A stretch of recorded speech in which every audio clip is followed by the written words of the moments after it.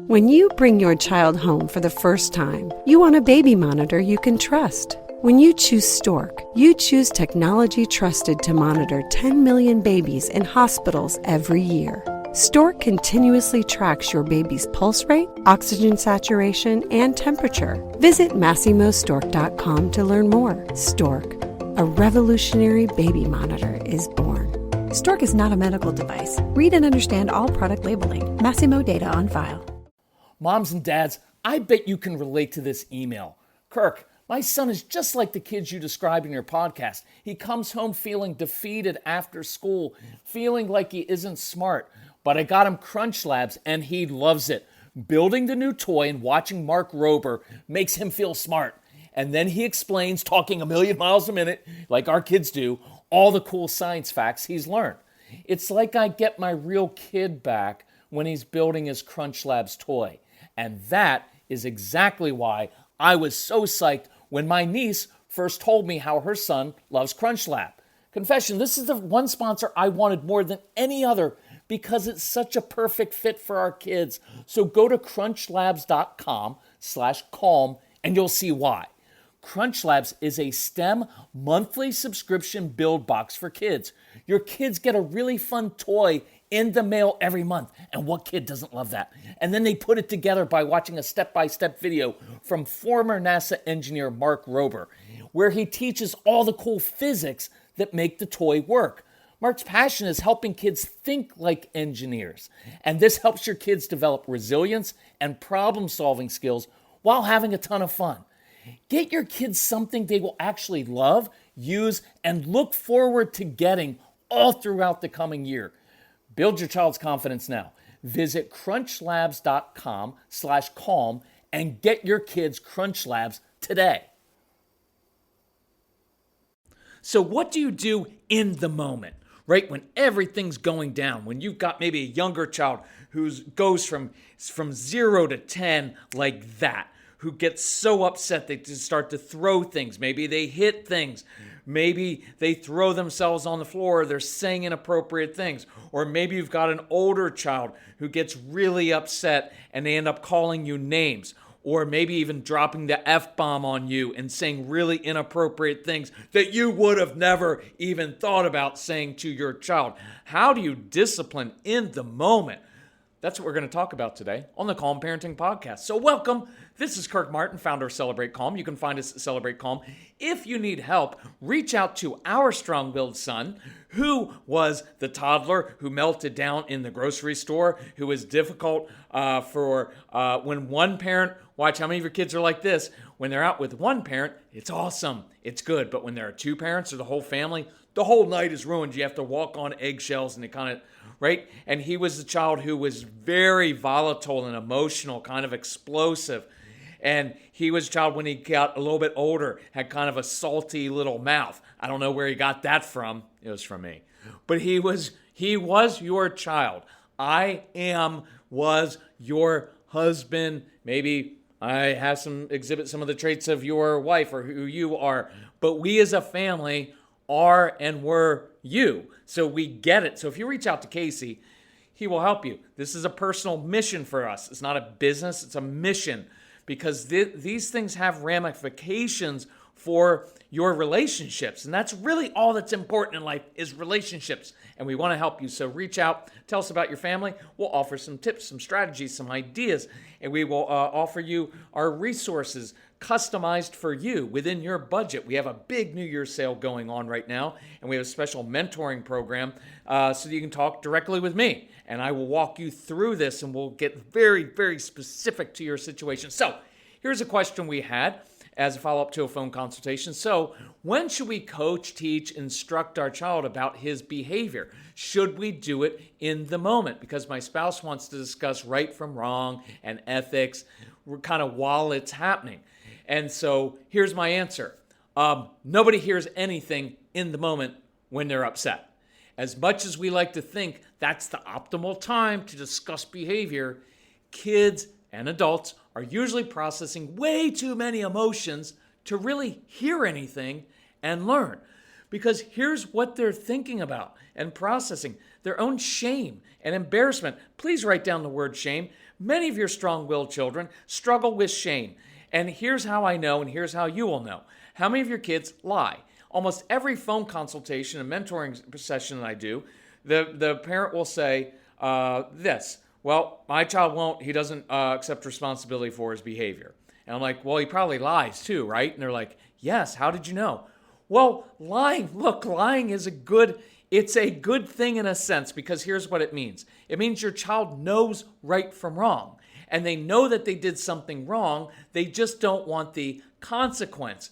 Or more likely, they feel helpless to change, because no child wakes up in the morning and thinks, I think I'd like for everybody to be upset at me and for me to lose everything that I own today. They don't. And so they know they did something wrong, and so they lie to get out of it, or because they feel helpless, or, and this is probably because they feel ashamed because they know it's wrong. And all of that is going through their little heads: anxiety and fear and anger and guilt and frustration and confusion, right? When you're in having a little fight with your spouse, you don't think clearly, right? As a married couple, do you have great conversations when you're upset at each other? No, that's when you say things that are hurtful or that are misunderstood. It's always better after you've had time to process and calm down. So it's much better to walk away, to calm down, and then instruct, if at all, in a very low-key, short, and I do mean short, like 30 seconds.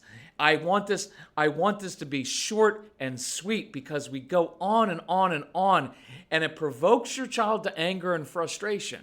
Look, we do this thing like, hey, come here. We need to talk about your behavior. Oh, okay, Mom and Dad, I can't wait. Will you just show me and pick out everything that I did wrong, and then just keep going on and on and on about it over and over again, so that inside I feel like an awful human being, like I can never please you? Let's just do that, can we? Right? Right? It's like your boss calling you in every single day and pointing out every single thing that you do wrong, and then sending you out of his or her office. You're not going to be like, thanks so much. I really want to work hard for you now. It's not the way life works, right? And so if I do instruct when I do it, it's short, it's sweet, it's a very low-key tone. I do not give a lot of energy to when I am disciplining. And I often talk to kids, and I want to talk to kids while I'm walking next to them. We're walking the dog. We're building with Legos. We're cooking. Why? Because I'm not staring at the child, looking him in his eyes while I'm telling him why I'm disappointed in him and not proud of him, right? It's too much intensity with that eye contact. It's much better to do it while you're playing catch with a football or something else. And you bring your intensity to the positive, not the negative. And modeling. Modeling is always much more important and much more powerful. It's what you do in your daily life. That's your greatest lecture, right? Because if you talk too much and you do that, your kids are going to tune you out or end up hating you, and it's just not going to work. So space and time is really important. And when you discipline, this is what I wanted to hit on. We have often very harmful views of what discipline is based on maybe the way we were disciplined, or in some ways, for many of you who are religious and grew up very strict in a religious sense, you grew up with this thing of like, well, discipline is about punishment, right? Because it is about punishment, because that's what my parents did to me, and that's what my religion teaches, is just about punishment. Discipline does not mean to punish. It doesn't mean to take away things. We've already established before many times that your kids don't care about consequences. Consequences don't work for your kids. If they worked, you wouldn't be listening to the Calm Parenting podcast, right? And so we know that. And so it doesn't mean take away things, send to your room. By the way, we will teach you how to discipline in such a way that good discipline always leads to a more trusting, closer relationship with your child. Inadvertently, when we get upset, what do we end up with?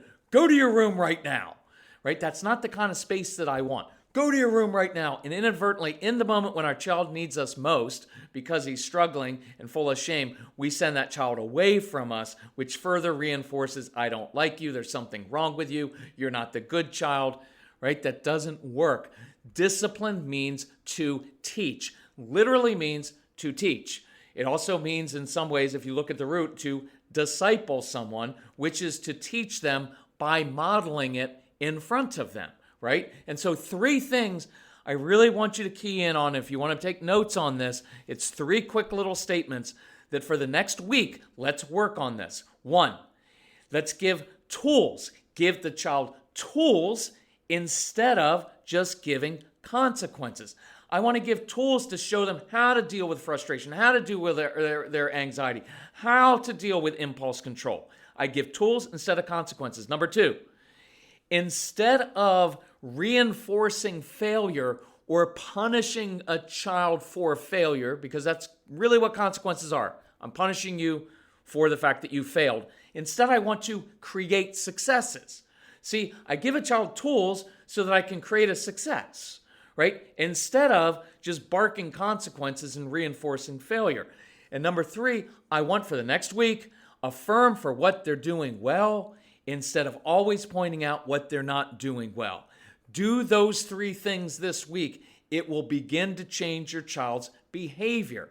And so in the moment, no, I'm not going to talk to them about their morals and integrity and how they're not hearing it. I want to do that, and I really want to do those 3 things instead proactively. That will change behavior.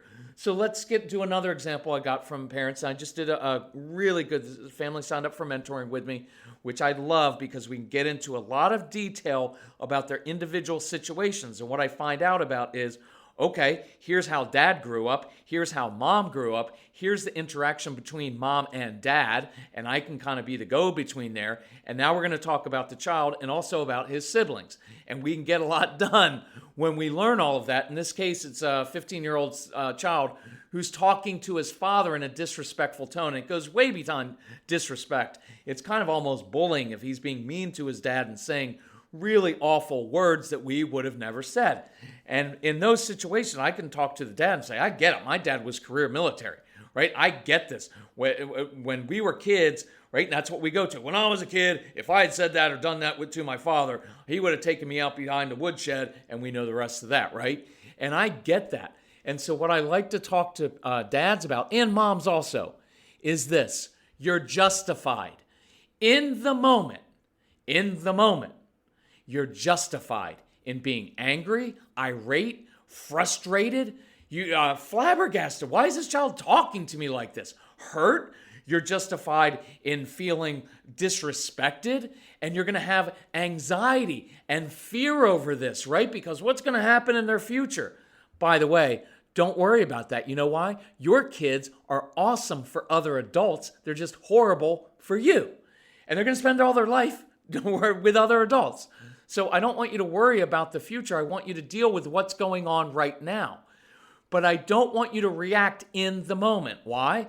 Because it never works. Think about the last 143 times this has happened and you reacted to it and you got upset. Did it help? Did it do anything? Well, maybe it satisfied some immature part of you that wants to show your child who's boss that you're the authority figure, but you end up losing it. You lose control of yourself. You're not in control of the situation. Your child's in complete control of you. And we end up saying things that we don't mean, and we break the relationship. And that's why space and a little bit of time are important. And I have no problem with taking a tough approach and saying, look, I'm disappointed. It's really disappointing when you talk to me like that. And I imagine you feel disappointed in yourself. I get that you're angry, you're frustrated, something's going on, you're irritating, right? And I'm going to give you a little time. What I want you to know is calling me names like that, it's not going to hurt me, but it will hurt you. Because look, I've got too much self-respect to allow someone to treat me like that, then turn around and take you different places and fix special meals for you, right? And so the core message is you can do that if you want. It's not going to hurt me, it's going to hurt you because you're a teenager and you're going to want freedom to go places, get your driver's license. But look, if you think you're going to talk to me like that, and then I'm going to turn around and give you all that freedom, it's just not going to happen. It's going to hurt you. And it's in a very short, sweet way. It's in an even matter-of-fact tone. I'm not getting upset. And then I'm going to invite the child and say, look, I need to go get the laundry done. I'm going to go start cooking dinner. I've got to go work out in the garage for a few minutes. Listen, why don't you take a little time, but when you're ready, if you want to come and grab me, I'd be glad to listen to you. If you want to watch a show together, show me a couple TikToks, which I hate more than anything else in the world. Don't say that part. You want to go walk the dog, I'll help you out with it. So I can address the issue in the moment. I can address that. And then I can invite them to me after they've had some space, and I've let them know, look, you talk to me, things aren't going to go well for you. Right? And just let you know, that's perspective. Just let you know, it's just how I roll. It's how it works. I don't have to do a long, I can't believe that you talk to me like that. How are you ever going to be successful in life? Because and I want to warn you with this, you know what we do to our kids when we react in a moment and we say those things? We curse them. We curse their past, their present, and their future. You know what? You've always been difficult since the day you were born. And you know what? You don't listen to me. And how are you ever going to be successful in life? And you know what we did? We just pronounced a curse on their past, their present, and their future. And you know what a kid does when he hears that? I'm shutting down. You think I'm going to do anything for you? Take everything away. I don't care. Or they're going to go right to, you know what? Go F yourself. Because what's the upside here? You don't like me. Here's what you just told me. You didn't like me in the past. You don't like me right now. And you don't see much of a future for me. So guess what? Go F yourself. Why would I do anything for you? And I get it. When you hear a child talk disrespectfully to you, you're justified. You'd be justified in reaming that child. But it doesn't lead to anything good or productive, and it further breaks the relationship. And so you're justified. I get it. But I want to posit a thought when your kids get a little bit older. Maybe your child is justified. Maybe just a little bit. And I want you to hear this and get inside your child's heart and head. Because you know what he might be feeling? He might be feeling like, I can never really please you. And Mom, Dad, it feels like everybody is teaming up on me. And you've heard that before, haven't you? And I know your response as a good parent is inside is like, well, if you just listen to us, we wouldn't have to team up on you because it takes two of us to just corral one of you. We already asked you to do really about 30% of what you should be doing, and you don't even do as much as your brother and sister. And so, yeah, we're kind of teaming up on you, but if you would just do what we asked, we wouldn't have to. But what I want you to know is your child, a strong-willed child, feels like the entire world, everybody's teaming up on him. Because you know what starts to trigger in these kids? You know, when I was 4, when I was 5, when I was 6, I was in preschool. And here's what I know. I got in trouble just for being me. They had this thing called circle time where you had to sit on a circle, crisscross applesauce, all uncomfortable, and listen to a teacher talk about boring stuff. But I was really curious, so I wanted to roam around the room because I had some ideas of some things I want to make and create and build, and it was in my brain, and I wanted to do that. And all I knew was I started getting in trouble, and there were conferences, and people were talking about me, like there was something wrong with me. And Mom and Dad, you know what that feels like when you're a little kid and you feel different from everybody else, and you get in trouble for doing really what you're supposed to be doing. Because when your kids are 3 and 4 and 5 and 6 and 7, they're supposed to be curious. They're supposed to make messes. They're supposed to experiment. But it messes with your sense of order because you have anxiety or you need a high sense of order and you don't like when things are all over the place and it messes with you. And your child isn't necessarily even doing anything wrong. They're actually doing what they're supposed to be doing. And then society, the teachers, the school, we as parents, other people, wherever they go, end up saying, there's something wrong with you and we need to fix you. And all your child knew from an early age is, nobody really liked me. And then I wanted to have friends, but guess what? Your kids have trouble making friends with kids their own age. And what we end up doing as a society is saying, hey, you're going to go to school for 12 years, and you're going to go to school every year only with kids your own age who you naturally struggle to connect with because you tend to be more intellectually in tune with older kids, with adults, but socially and emotionally you get along better with younger kids and animals. And so guess what else I start to learn? School is hard. And getting along with other kids my own age, so I feel like a loser because I sit in the lunchroom cafeteria by myself. I don't get invited to birthday parties and sleepovers. can you feel what starts to go on? And it feels like they're swimming upstream because schools and churches aren't made for strong-willed kids who have an agenda of their own and who are leaders and don't always follow the directions, to ask questions all the time. And we're doing this phone consultation, and I see on when I ask questions at the beginning before we start, I see, oh, the child has dyslexia. And so I write in my notes, frustration. That's a frustrated kid because everything's hard. I know I'm a pretty bright kid because I understand quantum physics, but reading's hard and everything is like 5 times harder and it takes me longer. And my younger brother or sister is already ahead of me, so now I start to feel stupid, right? And then what comes out is, Mom, Dad, you only notice when I don't do things well. You don't notice all the stuff I am doing well. And it's like you're always trying to get me to do more and like you're never happy with me. And so, look, when that's the case, the relationship is broken. And I want you to take stock of that because that will have a big impact. See, if you know what's going on inside of them, you can heal the relationship because relationships change behavior. That's what we're after. So I want you this week to work on, if you have younger kids especially, work on those 3 things I talked about at the beginning of the podcast. If you have an older child, I want you to begin to heal that relationship. If you need help with that, reach out to us. Email Casey, C-A-S-E-Y, at celebratecalm.com. We will help you find the resources where we go deep, deep, deep into this. You can always look up, we've got a New Year's sale, we've got a No BS program on sale, and our phone calls and mentoring with me. If we can help you, that's what I want to do so you can reach into this heart, because once you understand them, and that's why, the Strong-Willed Child program, I want you to get that. I want you to understand them. Then you can motivate them. Then you can discipline them and draw them closer. It's awesome. Hey, thank you for listening. You're a good parent. If we can help you, let us know. Bye-bye.